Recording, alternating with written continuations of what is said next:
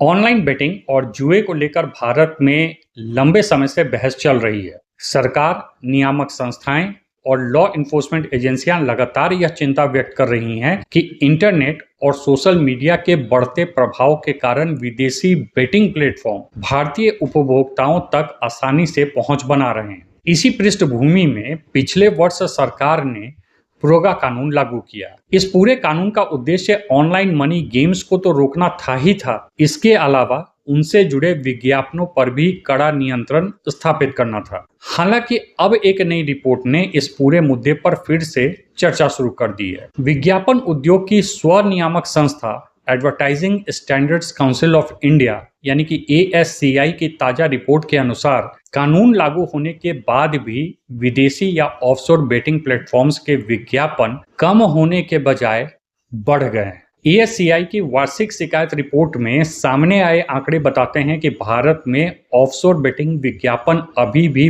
बड़ी संख्या में उपभोक्ताओं तक पहुंच रहे हैं। इस रिपोर्ट के अनुसार प्रोगा लागू होने से पहले के 8 महीनों में औसतन 594 ऑफशोर बेटिंग विज्ञापन प्रति माह चिन्हित किए जाते थे, लेकिन कानून लागू होने के बाद अगले 4 महीनों में ही यह संख्या बढ़कर 795 विज्ञापन प्रति माह हो गया। यानी जिस गतिविधि पर रोक लगाने और उसे नियंत्रित करने के लिए कानून बनाया गया था, उससे जुड़े विज्ञापनों में कमी आने के बजाय वृद्धि दर्ज की गई।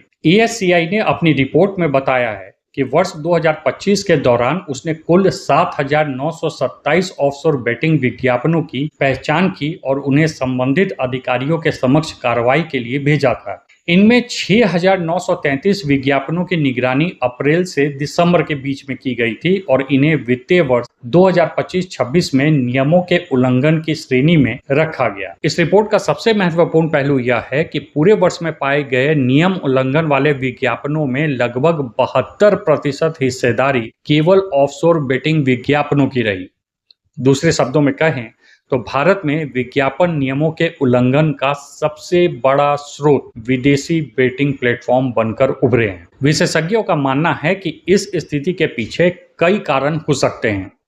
सबसे पहला कारण यह है कि इन प्लेटफॉर्म्स का संचालन भारत के बाहर से किया जाता है। ऐसे में भारतीय कानूनों का प्रत्यक्ष इन्फोर्समेंट इन पर करना अपेक्षाकृत कठिन हो जाता है। दूसरा कारण सोशल मीडिया और डिजिटल विज्ञापन नेटवर्क का व्यापक विस्तार है।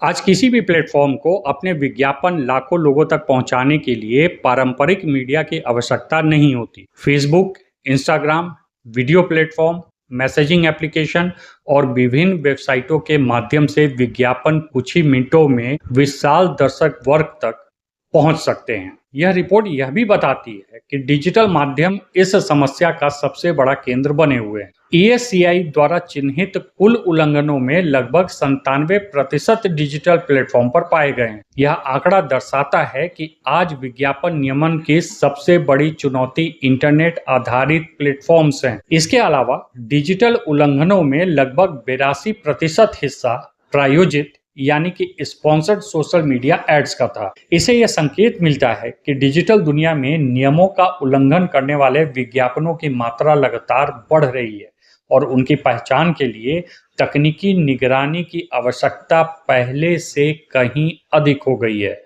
प्रोगा के तहत ऑनलाइन मनी गेम्स के विज्ञापनों को लेकर काफी सख्त व्यवस्था की गई थी। कानून के अनुसार केवल प्रचारात्मक विज्ञापन ही नहीं बल्कि सूचना आधारित और डिस्क्लेमर वाले विज्ञापनों पर भी प्रतिबंध लगाया गया था। सरकार का मानना था कि इस प्रकार के विज्ञापन लोगों को ऑनलाइन दांव लगाने और पैसे लगाने वाली गतिविधियों की ओर आकर्षित कर सकते हैं। विशेष रूप से युवाओं और डिजिटल प्लेटफॉर्म्स के सक्रिय उपयोगकर्ताओं को ऐसे विज्ञापनों से प्रभावित होने का जोखिम अधिक माना गया था। हालांकि ASCI की रिपोर्ट यह सवाल भी उठाती है कि क्या केवल विज्ञापन प्रतिबंध किसी समस्या का पूर्ण समाधान हो सकता है। यदि प्रतिबंध के बाद भी विदेशी प्लेटफॉर्म्स बड़ी संख्या में भारतीय उपभोक्ताओं तक पहुंच बना रहे हैं तो यह लॉ इन्फोर्समेंट और तकनीकी निगरानी से जुड़ी चुनौतियों की ओर संकेत करता है। कई विशेषज्ञों का मानना है कि विदेशी वेबसाइटें नए डोमेन नामों, मिरर साइट्स, मोबाइल एप्लीकेशनों और सोशल मीडिया अभियानों के माध्यम से बार बार अपनी उपस्थिति दर्ज करा लेती हैं। ऐसे में केवल एक वेबसाइट को ब्लॉक कर देना या कुछ विज्ञापनों को हटवा देना पर्याप्त नहीं होता। इस रिपोर्ट का एक महत्वपूर्ण राजनीतिक और कानूनी पहलू भी है। पिछले कुछ वर्षों में online gaming, real money gaming और बेटिंग को लेकर देश में व्यापक बहस देखने को मिली है। उद्योग से जुड़े कई पक्षों का तर्क रहा है कि कौशल आधारित खेलों और जुए के बीच अंतर किया जाना चाहिए, जबकि सरकार और अब ऑनरेबल सुप्रीम कोर्ट ने भी सामाजिक और आर्थिक प्रभावों का हवाला देते हुए इस सख्त नियमन की आवश्यकता पर बल दिया है। ऐसे समय में जब प्रोगा को लेकर विभिन्न कानूनी चुनौतियां और संवैधानिक बहसें जारी हैं, ASCI की यह रिपोर्ट नीति निर्माताओं के लिए एक महत्वपूर्ण संकेत देती है। रिपोर्ट से एक और दिलचस्प तथ्य सामने आता है।